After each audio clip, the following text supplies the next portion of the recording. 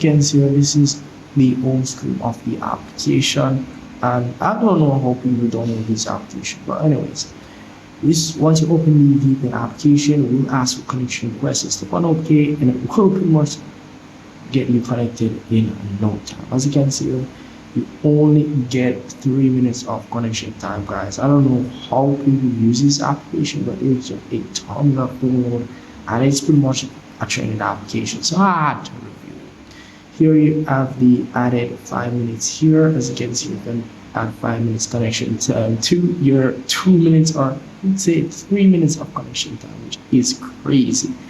But anyways, once you're connected, you're pretty much good to go. You're able to browse the internet and support using their VPN connection.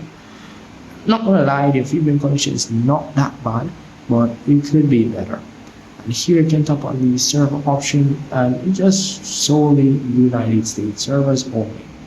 So yeah, that's really pretty much the application overall. I've reviewed a bunch of these applications, and all of them are pretty much the same.